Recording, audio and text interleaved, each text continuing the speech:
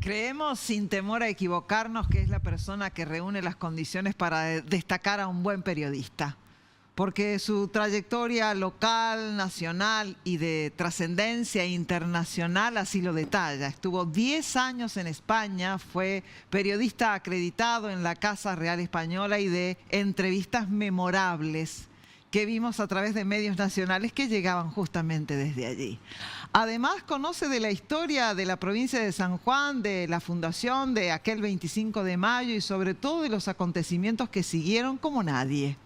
Por eso, transcurrido el Día del Periodista, la llegada de la Fundación de San Juan en su nuevo aniversario, incluso con una visita papal en España, ¿quién mejor que esté aquí en nuestro programa? Luis Eduardo Meglioli. Querido Luis, bienvenido y gracias por estar. ¿Qué tal, María Silvia? Muchas gracias. En ningún lado te van a presentar así. Sí, ¿no? Como la flaca. En ninguna parte. Bueno, a partir de hoy voy a exigir que sea así. A todos. Te invitan del programa X en el canal D y ahí vos tenés que decir. No, no menos que eso. Muchas gracias. No exagero en un ápice.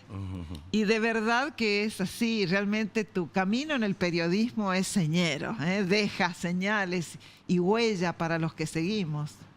Bueno, muchas gracias. Sí, la verdad que yo siempre digo que primero hay que tener la vocación y eso es lo primero que uno tiene que tener en cuenta para una profesión. Y en el periodismo mucho más, digo yo, porque es una profesión sacrificada, donde hay que ocupar muchas horas y alejados de la familia, los viajes que son muy lindos, pero que también te alejan de tu terruño, y a veces elegido, otras veces no. Así que es una profesión difícil si no tenés vocación, ¿no es cierto? Porque hemos visto muchos, vamos a decir, periodistas que surgen de otras profesiones, que se ponen a hacer radio o televisión, que bueno, lo hacen y uno tiene que decir que es periodista, pero que no lo son. No es una crítica, simplemente que la vocación tiene que ser lo primero para esta profesión, ¿no? Yo supongo que para todas, pero en esta en particular. ¿Y qué lugar ocupa la sensibilidad en un periodista? Y la sensibilidad está en primer lugar. Lo que pasa es que por ahí la guarda alguien o la guardamos a ver. No creo, a mí no creo que me haya pasado, pero se guarda en un lugar para no sé, condicionar algún tipo de entrevista o de cobertura que querés hacer. Yo creo que los periodistas no quieren usar su sensibilidad para cuando trabajan. Yo creo que la mayoría medio como elige relegarla y hacerse el duro o fingir una situación que a lo mejor no está sintiendo el tipo. Y bueno, no le va a salir al 100% una buena nota, así. Así que sensibilidad hay que tenerla porque justamente es lo que te va a dar la letra para escribir o el verbo para luego explicar en un medio televisivo, radial o lo que sea. Pero tenés razón, eso está bueno que se le diga a los chicos de la facultad de esas cosas sociales. No te las enseñan. Sí, no vienen en los libros prácticamente. ¿Te preocupa que nos traten de ensobrados, de actores de operetas políticas, de ser los que están en el suburbio de la realidad para gestionar políticamente por alguien? El propio Milei nos trató de periodistas de alguna manera ofensiva, quizás para el que lo sienta, que lo representan. No es mi caso, a mí muy mal. Ni me preocupa, te aclaro. Sí, muy mal por parte del presidente, más porque él ha puesto un porcentaje, ¿no es cierto? Más del 90% de los periodistas tienen esas características que vos dices, y no hay excepciones para atrás, cuidado. Nosotros hemos tenido, yo no he estado acá en la época de Alfonsín, pero he seguido, por supuesto, toda la presidencia, y parte de la de Menem tampoco estuve, pero de ahí en adelante, los Kirchner, Macri inclusive, y Fernández, que no sabemos bien si ha presidido o no ha presidido el país, pero digamos que todos han tenido una actitud muy similar a la de Milei, con la diferencia que Milei ha llegado a ofender a los periodistas con sus expresiones, ¿no es cierto? Yo decía, bueno, ¿qué va a hacer en el Día del Periodista? Evidentemente no salió ni un solo mensaje de la Casa de Gobierno en el Día del Periodista, prácticamente, porque ¿cómo iba a hablar del periodista si una semana antes, 10 días antes había dicho lo que había dicho. Entonces, no es así. Es decir, podemos decir muchas cosas del periodismo, de los periodistas. No le llamamos ensombrado, le llamamos de otra manera porque sabemos que existen de esa manera. Pero estamos hablando de Buenos Aires, sobre todo no me voy a poner a hablar de San Juan porque, bueno, tendríamos que entrar en detalle y bueno, y es difícil. Pero yo creo que fue una gran equivocación, fue un mal paso del presidente y además que se enoje, no entienden los políticos, empecemos por ahí. O sea, los políticos, todos o casi todos, no entienden el papel de la prensa. Creen que tienen que ser nada más que elogios para ellos, es decir, que tienen que aceptar todo, que tienen que entender si se han equivocado y no recalcarlo en el medio. Yo me acuerdo, yo he estado en España y se lo criticaba al presidente del gobierno que era Felipe González, que era un grandísimo presidente. Y al día siguiente, el señor González tocaba el timbre en el canal y se le podía explicar qué es lo que creíamos nosotros los periodistas que se habían equivocado, por ejemplo, ¿no es cierto? En Londres, en el Reino Unido, por ejemplo, la BBC de Londres se da el gusto de decir lo que quiera del primer ministro de Londres, de Inglaterra. Y no pasa nada, no lo van a echar. Bueno, y con ese razonamiento, excepto por las ofensas, los periodistas podemos decir lo que se nos dé la gana de los políticos. Y cuando los políticos dicen lo que se les da la gana de nosotros, ¿nosotros solamente tenemos derecho a ofendernos? Es que no tenemos que decir lo que se nos dé la gana de los políticos. Tenemos que decir lo que ha pasado. Es decir, Ojo que hay, bueno, vos decís el deber ser, pero hay periodistas que también dicen lo que se les da la gana. Bueno, vos lo sabés pero bien. Porque da pie el funcionario, el político. Si Milei no diera pie a decir malas palabras o a decir expresiones ofensivas, no creo que un periodista se anime a decir algo parecido de él. Es decir, por ejemplo, a mí me ofende que el presidente Milei diga que el peor presidente de la historia argentina es Alfonsín, por ejemplo.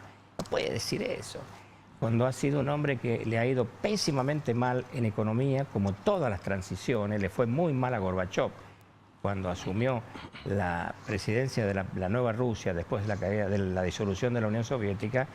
Y bueno, ¿por qué fracasó? Por la economía, porque era un desastre ese país. Es decir, esa URSS era una fábrica de pobres. Claro. Y los únicos ricos eran los que dirigían la Unión Soviética, que hoy son los terratenientes de Rusia. Entonces, bueno, a él le pasó eso. Y acá, en el caso de Alfonsín, pasó lo mismo. Y bueno, y en el caso de Néstor Kirchner, por ejemplo, él pareciera que quiso comprar Clarín porque era el que más le criticaba. No es así la historia. Es decir, cuando él decía estás nervioso, Clarín, era porque, bueno, parecía que estaba cerca de poder quedarse con el paquete accionario. Y bueno, eso está pésimamente mal, es decir, no entienden. ¿Qué pensás de los políticos que tienen medios de comunicación? Y no tienen que tener medios de comunicación. Y si los tienen porque... ¿Los hijos tampoco? ¿Cómo? ¿La familia, los hijos tampoco? Si los tienen porque ya venían como empresarios de medios de comunicación, bueno, apártense.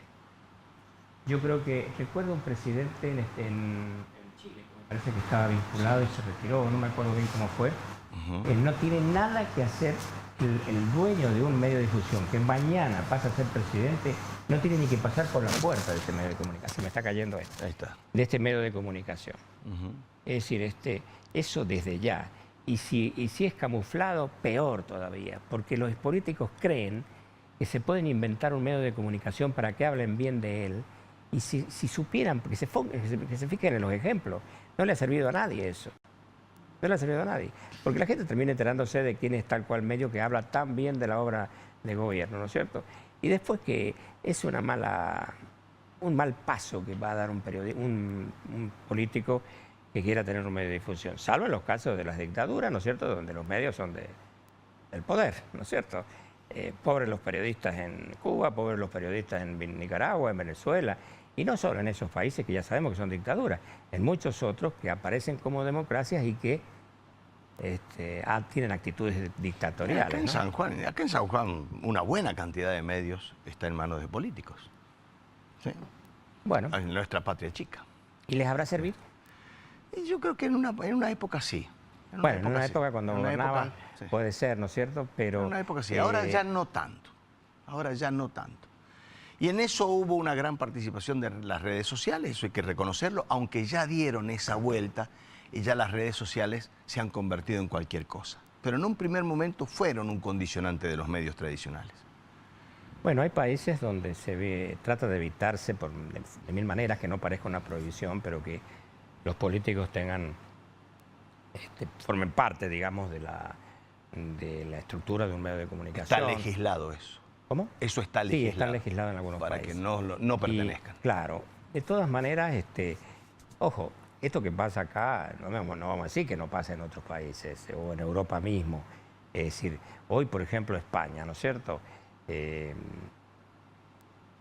España es una cosa muy curiosa lo que está pasando en España, porque no es, justamente está muy actual hoy, porque todo el mundo está hablando de España porque ha estado el Papa, pero España tiene una situación económica aceptable, es decir, mejor que otros países de Europa, están entre el tercero o cuarto lugar, entre los mejores, pero tiene un gobierno que no parece europeo, porque es justamente el que menos se parece a la Unión Europea. ¿Por qué? Porque presiona para mantenerse en el poder de mil maneras, acordando con su último enemigo, ¿no es cierto?, con tal de mantenerse en el poder, acordado con los independentistas de Cataluña, que tienen todo el derecho de pretender independizarse del Reino de España, como comunidad autónoma que son hoy. Pero resulta que primero tuvieron que negociar de mil maneras para que aquel referéndum, que finalmente no es que ganaron los independentistas, pero muy poquito, por muy poquito perdieron. Bueno, y hoy resulta que aquellos que supuestamente eran los enemigos del Partido Socialista, en ese caso que gobernaba, hoy que gobierna el socialismo también, que es un socialismo democrático. Cuando yo digo socialismo en Europa, siempre digo hay que respetar, porque todo lo demás, todos los ejemplos que hemos tenido de socialismo han fracasado. Entonces, en Europa, Alemania es un ejemplo, Willy Brandt, por ejemplo. Es decir, hay varios ejemplos, Suecia también ha tenido, todos los países han tenido, ¿no es cierto? No te digo nada de Italia, que hoy tiene una ultraderecha y que todo el mundo temía que podían pasar mil cosas, y es una señora, Giorgia Meloni, que se ha adaptado a la democracia. El resto de los países... Es muy disruptiva Giorgia Meloni, ¿no? ¿Cómo? Es muy disruptiva, digo. Sí, Giorgia sí, Meloni. es muy disruptiva. Vino a romper una... Tiene un carácter, tiene un carácter muy italiano. Muy italiano. Muy de algún sector de Italia, es decir, muy rebelde. Ella, un político, le dijo una mala palabra, ponerle algo parecido a ramera. A ramera, sí. Una vez así. Entonces, yo soy la ramera, le saludó en un momento dado, en un acto. Claro. Entonces, yo creo que es bueno mirar a Europa, porque se aprende, por supuesto, los políticos pueden aprender, pero en el caso de España hoy, rompe con todo lo que hemos visto en los últimos casi 50 años, porque se van a cumplir 50 años el año que viene. El 17 de junio de 1977 fueron las primeras elecciones libres en España. El dictador había muerto en noviembre del 75, ¿no es cierto? Se han hecho 50 años el año pasado. Y ahora se van a cumplir 50 en septiembre, en junio del año que viene. Casualmente yo he terminado un libro sobre esos 50 años, ¿no? Y son 50 años. Y de pronto aparece un gobierno que no es que sea dictatorial, pero que sí tiene formas absolutamente no habituales de la Unión Europea.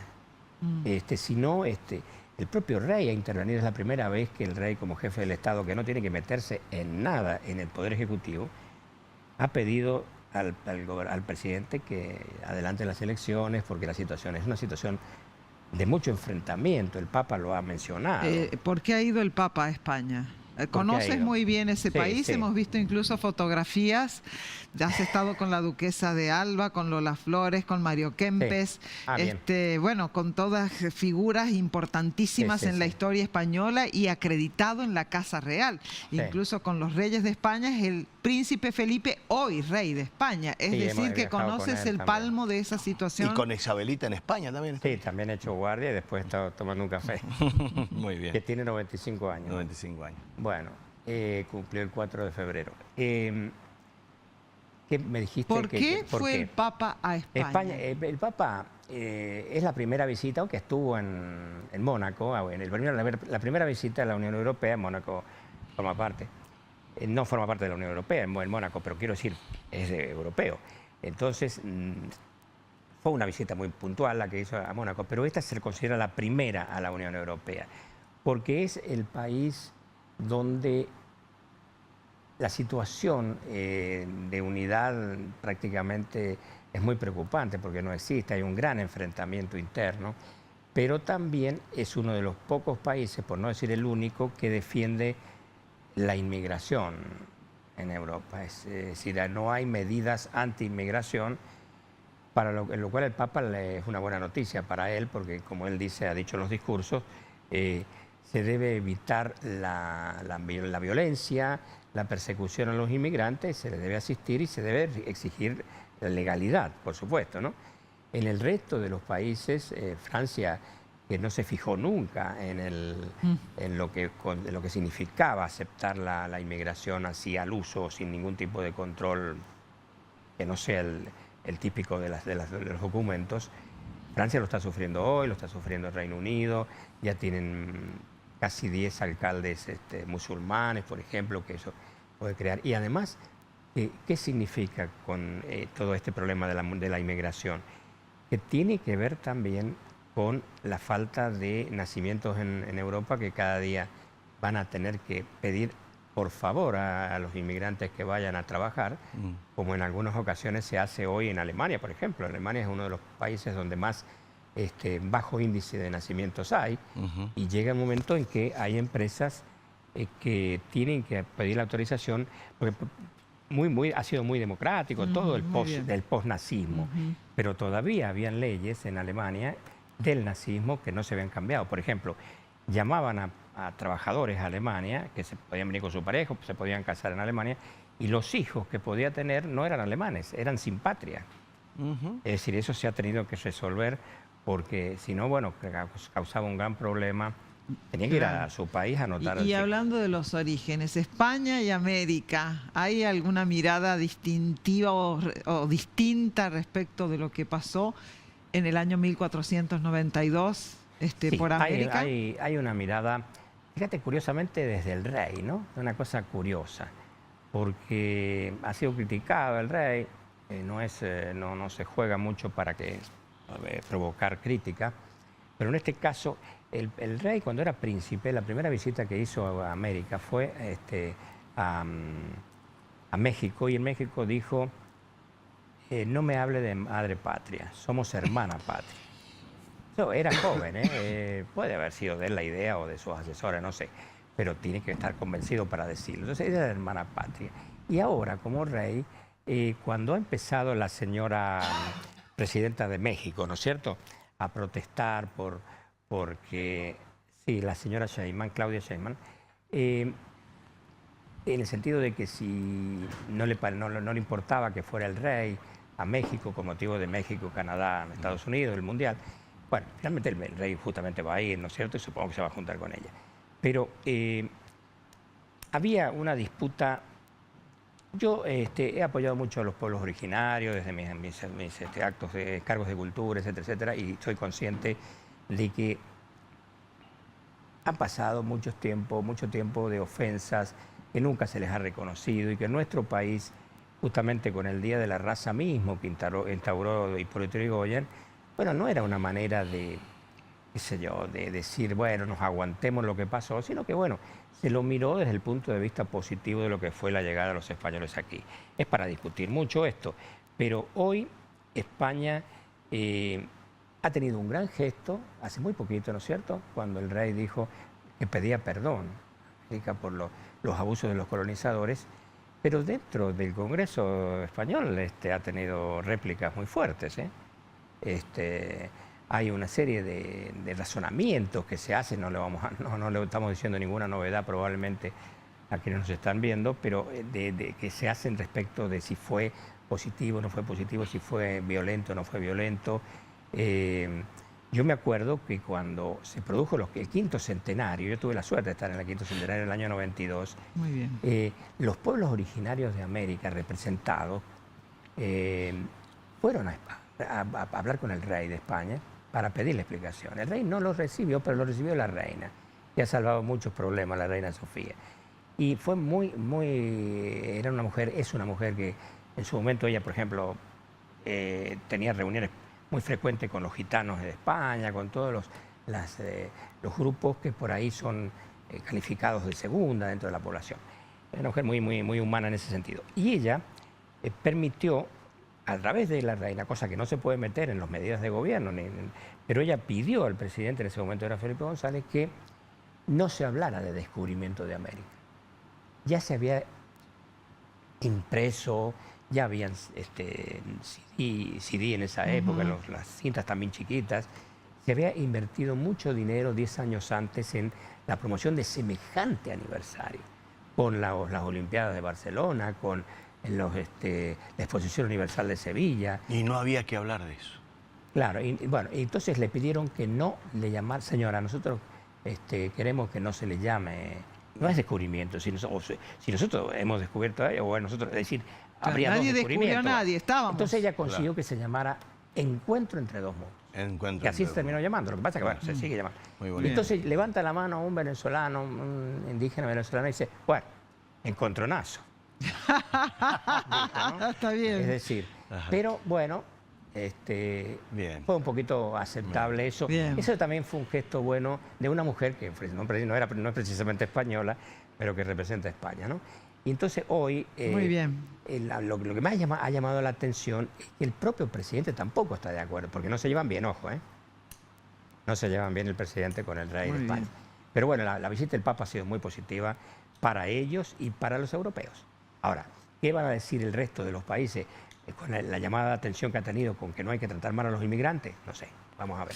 Ahora viene lo mejor, después de la palabra del Papa. Bueno, mira, siempre es tan lindo Ay, charlar con es vos. un libro abierto. Y nos quedaríamos toda la noche. Tenemos que cumplir otras cositas, pero esta es tu casa, hermano. Feliz día. Feliz día del periodista. La mención de un nombre que para vos haya sido importante en tu carrera desde tus orígenes acá en San Juan. Un nombre y nos O vamos. sea, de acá. De donde sea.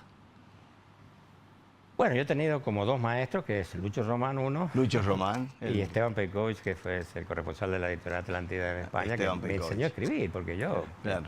él llamó por Muy un bien. diario, Ajá. querían un adjunto, Sí. y se presentaron 5, 3 españoles y 2 argentinos. Y me eligió a mí, y yo he hecho radio acá 7 Claro. años, y radio y televisión en Roma en el año estudié, pero no había escrito. Así que fue un gran Muy maestro. bien. Y que Esteban Peikovich ha y sido- Lucho Román. Muy bien. Sí, señor. Y Lucho, bueno, muy especial. Sí, muy recordado Un gran, también. muy recordado. Sí. Bueno, Luis Eduardo, muchas gracias por venir. No, muchas gracias Muchas a ustedes, por gracias. favor.